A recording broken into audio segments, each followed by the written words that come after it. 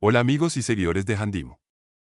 Hoy vengo a traerles el video de la noticia Benedetti, la fea, la burla en redes sociales a Gustavo Petro por la situación política del jefe de despacho. Luego de que el Consejo de Ministros dejara en evidencia las fisuras entre el primer mandatario y los ministros y vicepresidenta, en Colombia se ha tomado con humor la crisis política del gobierno. El Consejo de Ministros, transmitido en señal abierta, no solo permitió a la oposición del actual gobierno afirmar que tenía razón cuando advertía de las divisiones internas en el gabinete del presidente Gustavo Petro, sino que dejó diferentes frases que han sido utilizadas para parodiar la crisis demostrada por la presidencia y que tuvo como consecuencia la salida de varios funcionarios. Una de las principales fisuras evidenciada fue entre la vicepresidenta, Francia Márquez, y la canciller Laura Sarabia, puesto que la también ministra de la Igual le reclamó a Petro el papel de su llamada mano derecha en el gobierno y el pésimo trato que había tenido con ella durante los 2 años y medio del cambio en el país. Asimismo, la presencia de Armando Benedetti en el Consejo de Ministros luego de su posesión como jefe de despacho, o como lo nombró el presidente jefe de gabinete, no dejó contentos a varios de los funcionarios que estuvieron en la reunión, como Gustavo Bolívar o Susana Muhammad, que no ocultaron su molestia. Burla en redes sociales a Benedetti. Sátira en medio de crisis política, Benedetti, la fea. Esta situación generó memes en las redes sociales, que se inspiraron en los rifirrafes para sacar provecho de la crisis, por ejemplo, la frase de Gustavo Bolívar al presidente, "Yo a usted lo amo", o la solicitud de atención por parte del ministro de Educación, José Daniel Rojas. También usaron anteriores diferencias para recordar que este tipo de discusiones no son nuevas dentro del gobierno. En redes sociales ronda un video que tiene por título Benedetti, la fea, en el que los protagonistas son Gustavo Petro como Armando Mendoza, Laura Sarabia como Marcela Valencia y Armando Benedetti como Beatriz Pinzón. La situación entre estos tres políticos fue llevada a una escena de la serie lanzada al aire el 25 de octubre de 1999 en Televisión Nacional. Según se puede ver, se trataría del primer capítulo de una serie titulada Empezó la humilladera, y compara la relación que el presidente tiene con los dos funcionarios con el momento en el que Betty abofeteó a Armando Mendoza frente a la junta directiva de Comoda en la serie. Con inteligencia artificial cambiaron los rostros de los personajes, adaptando las caras de los políticos al video. Gustavo Petro le reclama furioso a Benedetti por el golpe, y posteriormente es Laura Sarabia la que discute con el jefe de despacho: "Desde hace mucho tiempo, usted pasó la raya del asunto". Las diferencias entre Armando Benedetti y Laura Sarabia. Este video recordó las discusiones que han tenido los dos funcionarios del gobierno en anteriores ocasiones. La hoy canciller antes trabajaba en el despacho presidencial, en el cargo que Benedetti ocupa en la actualidad, cuando los primeros escándalos se conocieron a nivel nacional. Las chuzadas de Sarabia y la revelación de audios privados a medios de comunicación. Este lío político afectó la credibilidad de Petro y reveló las primeras diferencias dentro del gobierno. Los audios revelados indicaban que Roy Barreras y Alfonso Prada habían cometido diferentes actos de corrupción cuando ocuparon cargos ministeriales, según Benedetti. Asimismo, indicó que Sarabia llegó al cargo en el que estaba por cuenta de que Verónica Alcocer influenció a su esposo para tenerla dentro de presidencia. Cabe destacar que Sarabia y el actual jefe de gabinete se conocieron cuando Benedetti buscaba a una persona que manejara su agenda personal y desde entonces trabajaron juntos, pero en aquel momento, y según los audios, la actual canciller no estaba de acuerdo con las políticas de Gustavo Petro. Pese a estos casos, ambos funcionarios se mantienen en el poder y todo indica que el presidente los necesita de cara a la conclusión de su mandato. Francia Márquez, Gustavo Petro, la ruptura televisada que tendría implicaciones en las elecciones de 2026. Lo visto en la locución presidencial solo sería una muestra de un quiebre en la relación desde hace varios meses. La televisación del Consejo de Ministros el pasado martes mostró muchas realidades que apenas eran versiones de prensa sobre el gabinete. Una de ellas era la ruptura entre el presidente Gustavo Petro y la vicepresidenta Francia Márquez. Desde hace varios meses se venía hablando de esta y del poco diálogo que tendrían, pero en esa jornada se confirmó por boca de la propia Márquez. La vicepresidenta evidenció en Televisión Nacional que fue relegada a un segundo plano, un tema del que se venía hablando sin tener mayores soportes más allá de su ausencia en los eventos del Ejecutivo y las pocas apariciones de ella y el primer mandatario en los mismos espacios. En su intervención, reconoció que la tenía relegada cuando estaba pensando que llegaba aquí para ser su aliada. En ese mismo mensaje fue crítica de Laura Sarabia y de Armando Benedetti. Luego procedió a defender la ejecución del Ministerio de la Igualdad, del que es responsable, y criticó muchas de las decisiones tomadas por el primer mandatario durante la creación de su cartera. Por un lado, cuestionó que se obligara al ministerio a comenzar de ceros. Me hubiera gustado tener una institución desde el comienzo de gobierno para responderle a la población, dijo Márquez. Vale recordar que uno de los debates grandes durante la creación de la cartera fue si iba a estar bajo su tutela el Departamento de Prosperidad Social de PS, pero al final se dejó por fuera de sus funciones. La actual vicepresidenta habría insistido en gran manera en que su ministerio cobijara esa dependencia para no comenzar de ceros, pero al final se mantuvo su independencia. En ese mismo mensaje se evidenció las diferencias de Márquez con la forma en que el presidente se manifestaba sobre el programa de Jóvenes en Paz. Esta responsabilizó al mandatario nacional por el mal recibo en la opinión pública de dicha propuesta, a partir del mensaje que usted dijo que era un programa de los jóvenes para no matar. Ese mensaje lo tomó en contra la oposición. Márquez también reveló las discusiones internas sobre el Plan Nacional de Desarrollo y sus diferencias con la política de paz total. En ese punto, la vicepresidenta habló de la situación en su departamento, el Cauca. Me duele que me digan que estaba mejor antes de que llegara a ser parte de este gobierno que ahora. Y. De inmediato pasó a criticar los diálogos con los armados ante la falta de efecto sobre la población civil donde está la política de la paz total. Por último, también apuntó que días antes de lo ocurrido en el Catatumbo le advirtió sobre la difícil situación humanitaria en varias zonas del país y este le habría hecho caso omiso. Acercamientos a unitarios. Sus declaraciones mostraron el quiebre total entre las dos cabezas del Ejecutivo y al mismo tiempo dieron un marco para entender los acercamientos que está tenido en el último tiempo con el exalcalde de Medellín Daniel Quintero y el exgobernador de Magdalena Carlos Caicedo. Una foto de los tres a comienzos de 2025 abrió el debate sobre si ésta se estaba acercando a ellos con miras a 2026. Distintas fuentes en el pacto histórico y en la izquierda le confirmaron al tiempo que se estaría gestando una alianza con objetivo de presentarse por fuera del petrismo en las próximas elecciones. Todo este intento estaría bajo el paraguas de Unitarios, la coalición de partidos de izquierda que decidieron no ceder sus personerías para crear un partido único, que era uno de los pedidos del presidente Gustavo Petro. La reunión entre los tres se ha entendido como un acercamiento de Márquez a este sector, pues Caicedo, como señalan fuentes en Magdalena, también ha buscado acercamientos con esta vertiente. Incluso, señalan que ha venido construyendo una postulación por aparte. No obstante, del círculo cercano a Márquez comentaron que ésta descartó un significado en su foto más allá de tres líderes progresistas hablando del país. Incluso aseveró que sería mera especulación todo lo demás. No obstante, las versiones de una posible alianza cobran más fuerza al verse que Soy porque Somos, partido de la vicepresidenta, no cedió su personería para pertenecer al pacto histórico sino que verían con buenos ojos la opción de unitarios. Fuentes confirmaron que es muy probable que esta coalición lleve su lista al Senado por aparte del pacto histórico y que incluso sea con voto preferente, algo que no le ha gustado históricamente al petrismo.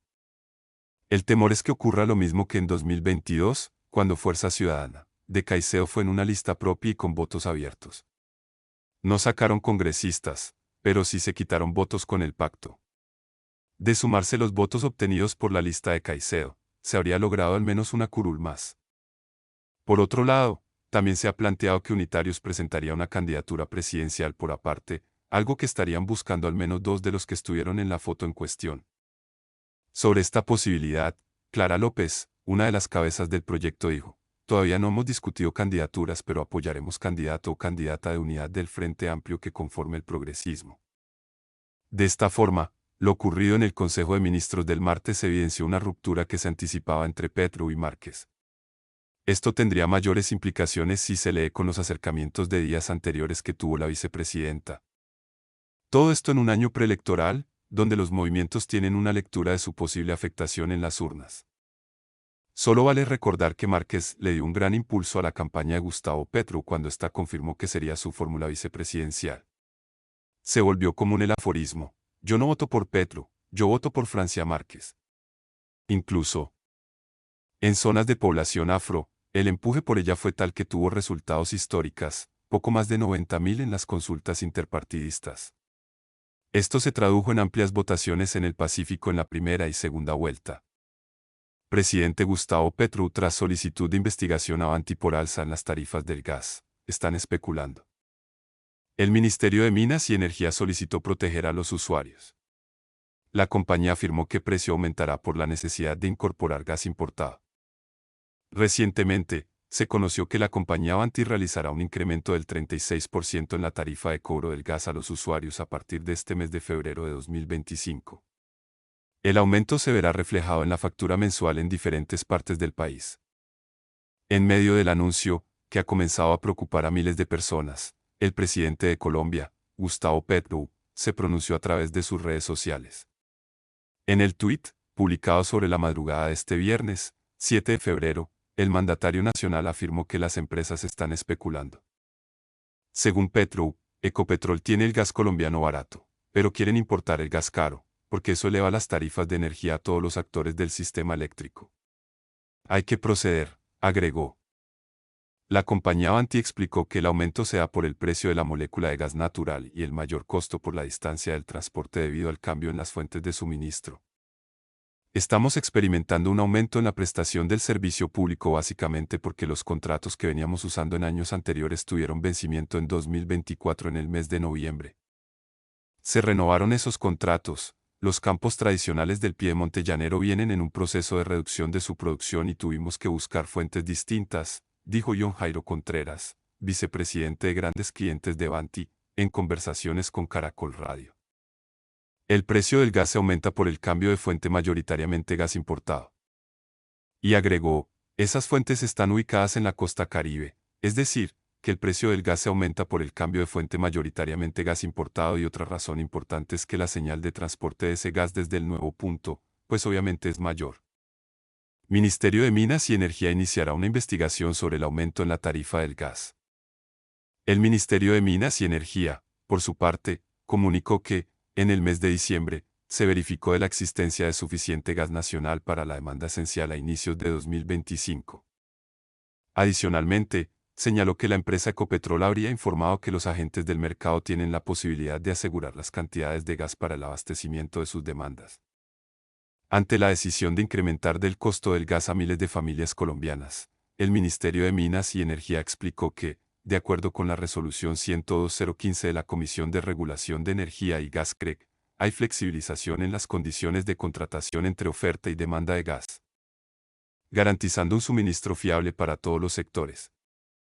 Adelanten acciones correspondientes para proteger a los usuarios residenciales, comerciales e industriales.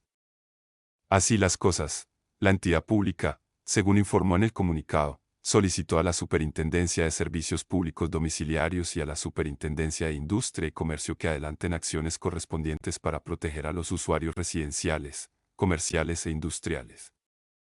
Por lo cual hemos allegado toda la información en nuestro poder para facilitar la investigación, ya que el gas es un bien esencial de la canasta familiar.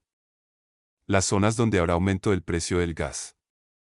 La empresa Avanti informó que el impacto lo tendrán distribuidoras como Avanti S.A.S.P., abarca Bogotá y municipios vecinos, por ejemplo, Soacha, La Calera, Cajicá, Cibaté, entre otros.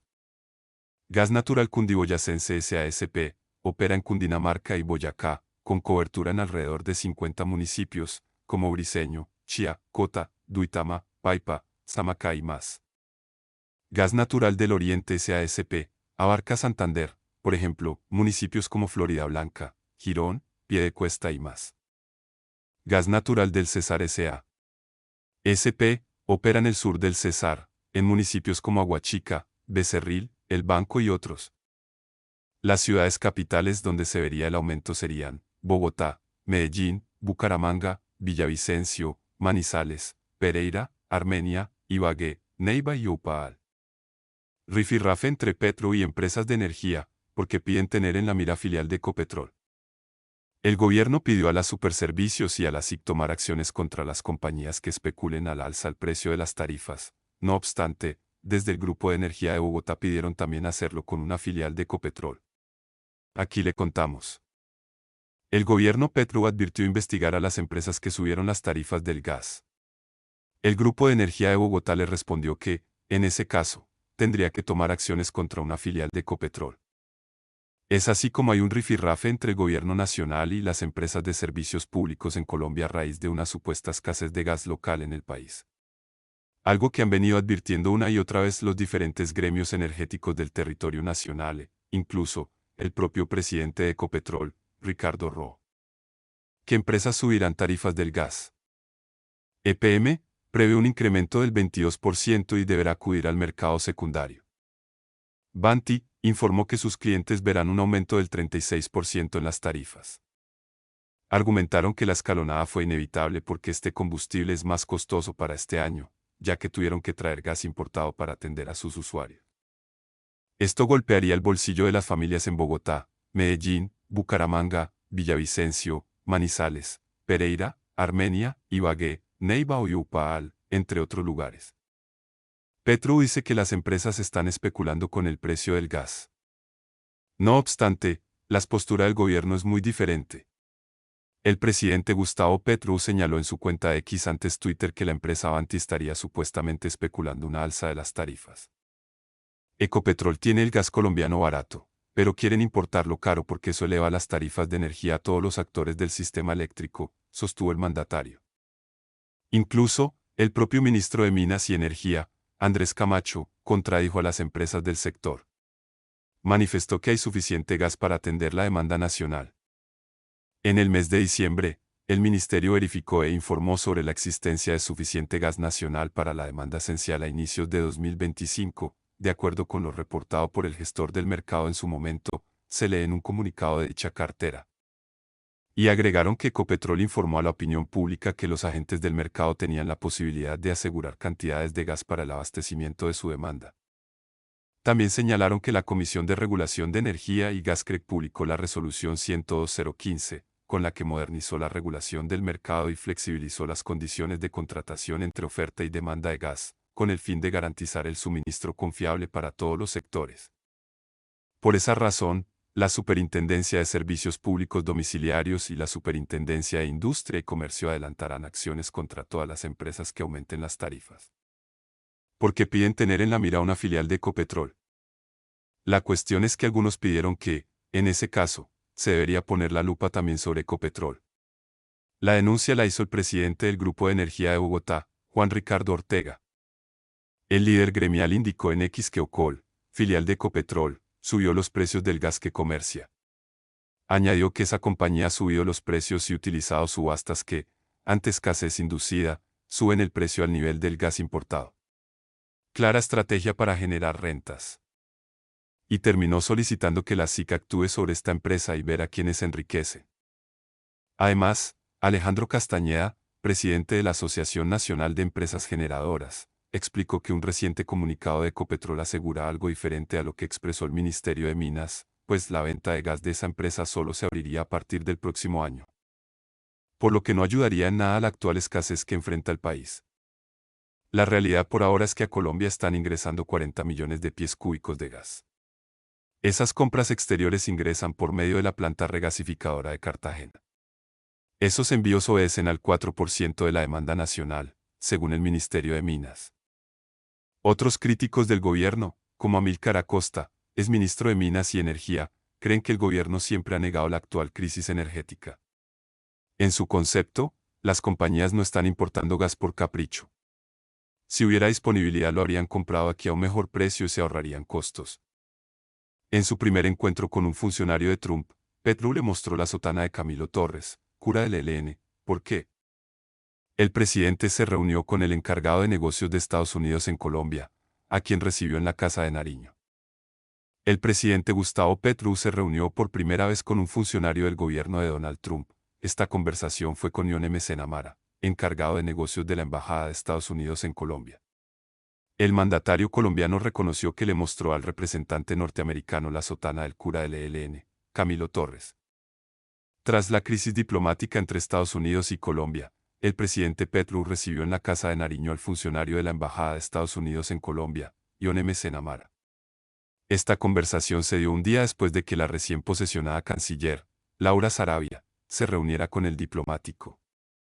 De acuerdo con el Ministerio de Relaciones Exteriores, en la reunión se trataron temas como la relación bilateral, asuntos migratorios y la cooperación entre ambas naciones. El recibimiento de los connacionales deportados y la lucha contra el narcotráfico también estuvieron en la agenda de la conversación. Pese a que desde las redes sociales de la Cancillería se hizo énfasis en la agenda tratada con el funcionario estadounidense, el presidente se refirió a otros detalles sobre dicha reunión. Allí mencionó que habló con M. Namara sobre Simón Bolívar, el libro 100 años de soledad de Gabriel García Márquez y la dignidad de los migrantes.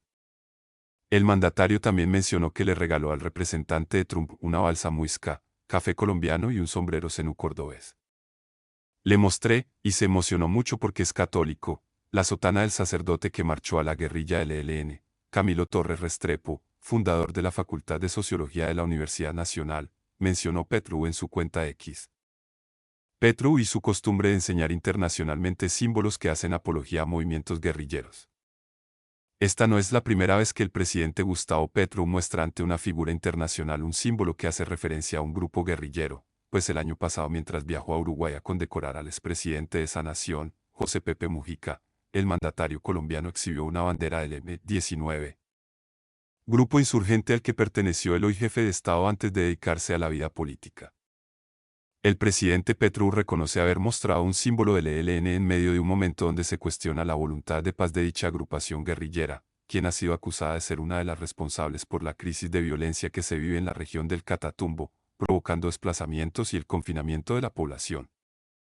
China y Colombia celebran 45 años de lazos diplomáticos con mensajes entre ONCE y Petro.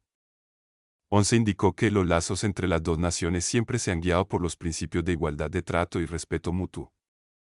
El presidente chino, Xi Jinping, intercambió este viernes con su homólogo de Colombia, Gustavo Petro, mensajes de felicitación por el 45 aniversario del establecimiento de relaciones diplomáticas entre los dos países. ONCE indicó que los lazos entre las dos naciones siempre se han guiado por los principios de igualdad de trato y respeto mutuo, según un comunicado publicado por la cadena estatal CCTV. El líder del gigante asiático indicó que concede gran importancia al desarrollo de las relaciones con Bogotá y que está dispuesto a trabajar con Petro para que la asociación entre los dos países sea cada vez más profunda. ONCE recordó asimismo la visita a China realizada por Petro en octubre de 2023, durante la que mantuvo fructíferas conversaciones con el presidente colombiano. Por su parte, Petro dijo que, desde el establecimiento de lazos entre Pekín y Bogotá, el desarrollo de las relaciones bilaterales ha logrado resultados fructíferos en beneficio de los dos pueblos, según CCTV.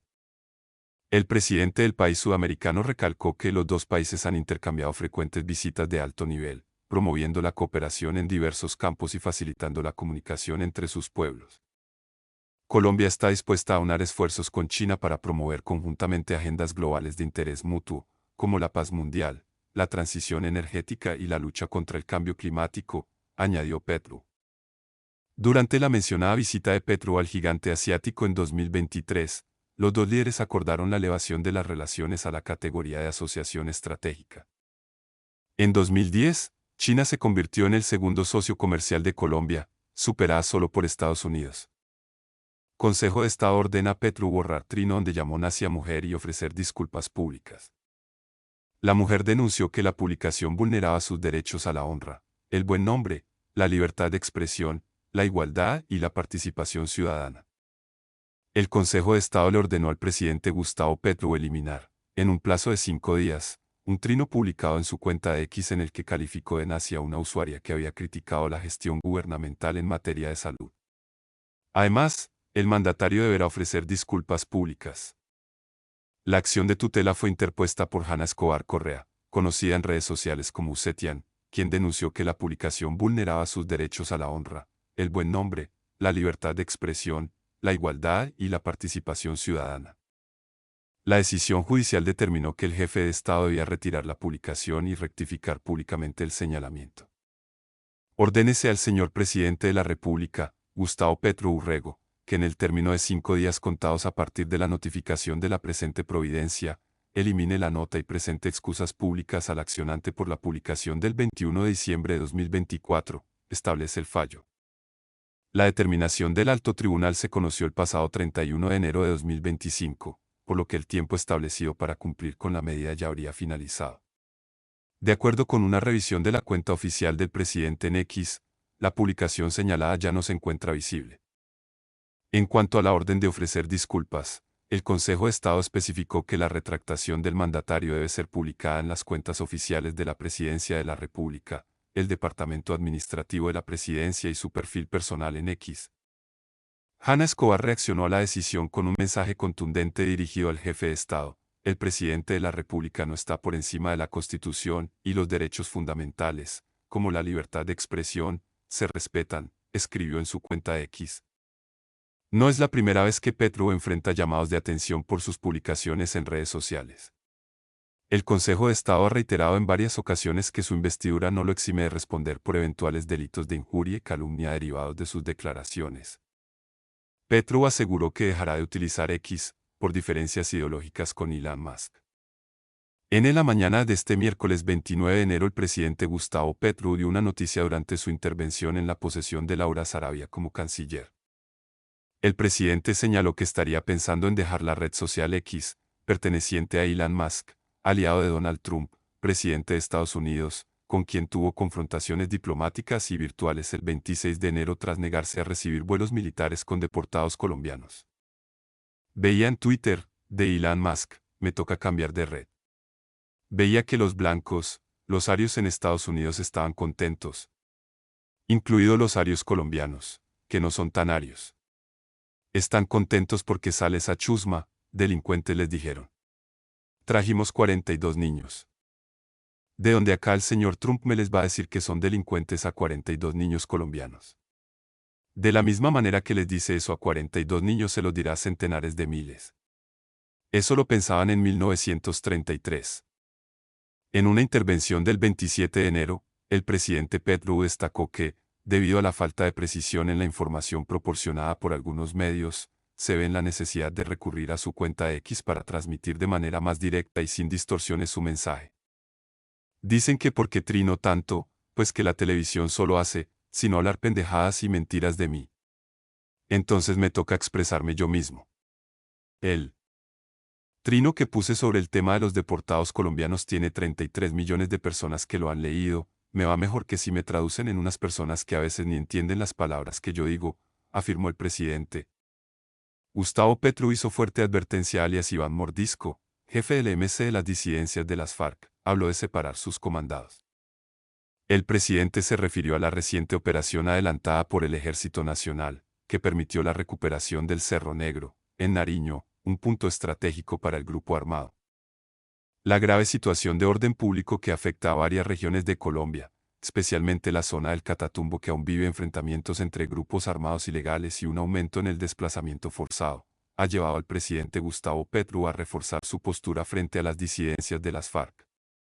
De hecho, el primer mandatario dirigió en la mañana de este jueves 6 de febrero un mensaje contundente a alias Iván Mordisco, el máximo jefe del Estado Mayor Central de las disidencias de las FARC. A través de su cuenta de X, el jefe de Estado resaltó la importancia de la más reciente operación de la Tercera División del Ejército Nacional que logró recuperar Cerro Negro, una zona estratégica en Nariño, asegurando que el resultado militar es un paso clave para separar militarmente a la organización liderada por Mordisco de aquellos que, según él, están dispuestos a acogerse a su política de paz total. En palabras del presidente, esta acción tiene como propósito la diferenciación entre los alzados en armas que persisten en la violencia y quienes desean avanzar hacia un proceso de reconciliación con el Estado. La toma de Cerro Negro en Nariño es una acción que separa militarmente la organización armada de Iván Mordisco de quienes han apostado por la paz. Desde aquí, Nariño entra de verdad a un proceso de paz que el Ejército de Colombia defiende SIC, comentó el mandatario en su cuenta oficial. Operación militar en Cerro Negro, un golpe estratégico. El Ejército Nacional de Colombia, a través de la Operación Cordillera, logró consolidar el control sobre Cerro Negro, una zona que había sido considerada impenetrable por la estructura Franco-Benavides, una de las facciones de las disidencias de las FARC. Según reportó la Tercera División del Ejército, la institución militar celebró este avance como un símbolo de victoria y unidad, destacando que la bandera nacional ahora ondea en la cima de este territorio estratégico. El presidente Petro aprovechó este logro militar para reiterar su mensaje a Iván Mordisco, a quien ha señalado en repetidas ocasiones como un obstáculo para la paz. En una declaración anterior, el mandatario calificó a Mordisco como miembro de la Junta del Narcotráfico y lo acusó de haber traicionado a sus compañeros al priorizar actividades ilícitas sobre la posibilidad de negociar con el gobierno. Aquí logramos un triunfo y un verdadero desastre militar sobre alias Mordisco, que prefirió convertirse en miembro de la Junta del Narcotráfico, sin que lo supieran sus compañeros, a hacer la paz con el gobierno, señaló el mandatario nacional. En un gesto inusual, Petro incluso recomendó al líder de las disidencias ver una película sobre la autobiografía de Nelson Mandela, sugiriendo que podría aprender del valor revolucionario de la paz. Le recomiendo a Mordisco verse la película sobre la autobiografía de Mandela que está en Prime. Al menos podría captar, así sea de lejos, el verdadero valor revolucionario de la paz. Sé que, aún arrinconado, puede verse la SIC, agregó Petro. Mientras tanto, la situación de seguridad en otras regiones del país, como el Catatumbo y el departamento de Norte de Santander, sigue siendo alarmante. Según información conocida hasta el momento, los enfrentamientos entre el Ejército de Liberación Nacional ELN y las disidencias de las FARC han dejado un saldo de más de 100 muertos y han provocado el desplazamiento de más de 50.000 personas. Este conflicto ha generado una crisis humanitaria de gran magnitud, con comunidades enteras obligadas a abandonar sus hogares en busca de seguridad. Ante esta emergencia, el presidente Petro declaró la conmoción interior en el Catatumbo, una medida excepcional que permite al gobierno tomar decisiones rápidas para restablecer el orden público. Además, como respuesta a la escalada de violencia, el mandatario suspendió los diálogos de paz con el ELN, marcando un giro en su estrategia de negociación con los grupos armados. Residente y Calle 13 ya habían dejado plantado a Gustavo Petro, relató Julio Correal. No queremos las llaves de nadie. La llegada de Calle 13 a la capital colombiana en 2014 se tornó compleja por diferentes complicaciones que surgieron antes de la presentación de esta agrupación puertorriqueña, entre ellas, una pregunta que no le gustó a René por Olman Morris. El locutor y productor de espectáculos musicales Julio Correal contó en su canal de YouTube Hágale, Don Julio, una anécdota sobre el malestar que se generó en una presentación de Calle 13 en la Plaza de Bolívar de Bogotá, cuando Gustavo Petro era alcalde de la ciudad. Todo sucedió por una pregunta que le hizo Halman Morris en una entrevista a los líderes de la agrupación, René Residente y Eduardo, tanto así, que dejaron al entonces mandatario bogotano con los crespos hechos ya que tenía un listado de actividades para que los artistas hicieran durante su permanencia en la capital de la República. Todo empezó cuando se estaba haciendo la negociación para que Calle 13 viniera a Bogotá a presentarse en la segunda edición del Concierto de la Esperanza. En ese momento un concejal reveló el contrato que se había firmado para hacer la presentación en la Plaza de Bolívar, lo cual generó malestar por parte del manager de la agrupación. Entonces, cuando empezó la negociación surgió un concejal, como medio de alguna religión, diciendo que eso de Calle 13 no era bueno para la juventud colombiana, y reveló lo que había costado el contrato, lo cual no le gustó mucho al artista, porque los números entre artistas y productores son secretos realmente. Uno nunca sabe cuánto cobra el artista, porque eso puede variar, depende ahí sí como dicen del marrano. Entonces es feo que se sepa, expresó Correal. De inmediato, se empezó a dañar el ambiente que había entre los organizadores del concierto y los artistas. Entonces ya se creó un ambiente ahí, pero este concejal sacó el contrato a la vista y no le gustó mucho al artista, expresó Julio Correal. Sin embargo, el alcalde Petro estaba ilusionado con la presencia de Calle 13 en Bogotá, que tenía preparado todo un festín para que los integrantes de la agrupación hicieran durante su permanencia en la ciudad. En ese momento estaba Petro de alcalde y pues imagínense ustedes a Petro y con Calle 13, pues se le hacía agua a la boca. Por supuesto que él quería darle las llaves de la ciudad, quería invitarlos a cenar a la casa, quería que hicieran una rueda de prensa en la Plaza Che Guevara de la Universidad Nacional, relató Correal. En fin, iba a ser todo un acontecimiento la visita de Calle 13 a Bogotá. Y de cierta manera Residente y Eduardo y la gente de Calle 13 pues de alguna manera tenían simpatía, digamos, por lo que estaba sucediendo en un mandato popular, agregó el productor de espectáculos.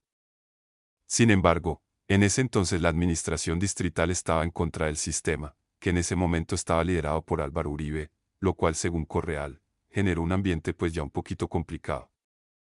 Pero la gota que rebosó la copa fue una rueda de prensa pedida por el entonces gerente de Canal Capital, Olman Morris, con René y Eduardo, con el fin de tenerlos en exclusiva para el medio de comunicación distrital y así darle más visibilidad al evento. En medio de las negociaciones para que los artistas aceptaran dar la entrevista, surgió la posibilidad de enviar con anticipación las preguntas que se les iban a hacer en el espacio, esto con el fin de que no presentaran sorpresas, ni momentos incómodos. Hicimos la rueda de prensa.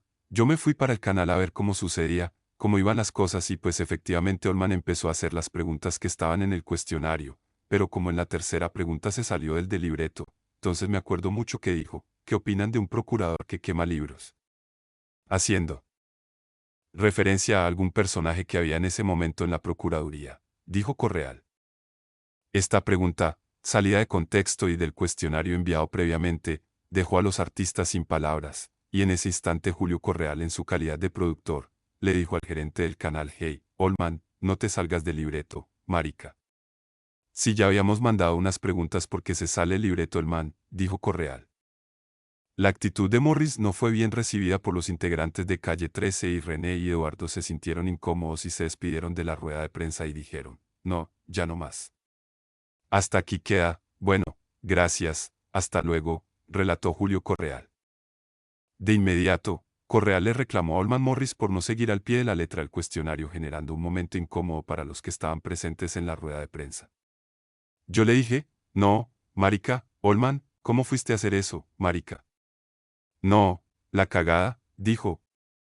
Esta situación ocasionó que el manager de Calle 13 le transmitiera un mensaje de René y Eduardo indicando que ya no iban a aceptar ninguna invitación aparte del concierto y tampoco iban a tener más contacto con la prensa. Entonces me llama el celular Polo, el manager de Calle 13, y me dice: «Mira, Julio, sabes que esto es imperdonable, ya tenemos un contrato firmado, vamos a hacer la presentación, pero te quiero decir que Calle 13 va a llegar a Bogotá, llega al aeropuerto, del aeropuerto va al hotel, del hotel va a la Plaza de Bolívar a hacer el concierto. De la Plaza de Bolívar al hotel y del hotel al aeropuerto y se va. No queremos ver a nadie, no vamos a la rueda de prensa, no vamos a vernos con nadie, no queremos las llaves de nadie», dijo Correal. Por si fuera poco, el día que iban a montar la tarima en la Plaza de Bolívar había unas protestas justo en el lugar en el que se iba a instalar y las personas que estaban ocupando este espacio no dejaron hacer ninguna obra. Cuando llegué a la Plaza de Bolívar, eran como las 6 de la tarde. Llegamos a la Plaza de Bolívar y ustedes no se imaginan lo que me encontré yo en la Plaza de Bolívar. Había agricultores en paro viviendo en la estatua de Simón Bolívar, que está en la mitad de la plaza. Reinsertados de la guerrilla también en huelga en el otro pedazo de la plaza. Estos reinsertados estaban justo en el lugar donde yo tenía que poner la tarima. Justo en el lugar donde yo tenía que poner la tarima, relató Correal. Finalmente, se logró hacer el montaje en el sitio del evento, solucionado el impasse. Pero estos no fueron los únicos inconvenientes que se presentaron en ese momento. El productor contó que después de la prueba de sonido recibió otra llamada de Polo, el manager de Calle 13, diciendo que René había decidido bajarse de la tarima. Por un trino en ese momento de la red social Twitter en el que una persona estaba amenazando con atentar contra la vida de Residente. «Aquí alistando mi arma de largo alcance para darle la bienvenida y despedida a René de Calle 13», decía la publicación mencionada por Julio Correal. Sin embargo, se logró darle las garantías de seguridad necesarias a Calle 13 y se hizo un concierto inolvidable, para los más de 60.000 espectadores que asistieron al evento. Antes de irte, déjame un comentario con tu opinión sobre este tema y recuerda compartir este video para llegar a más personas. No olvides suscribirte a mi canal de YouTube. Hasta la próxima.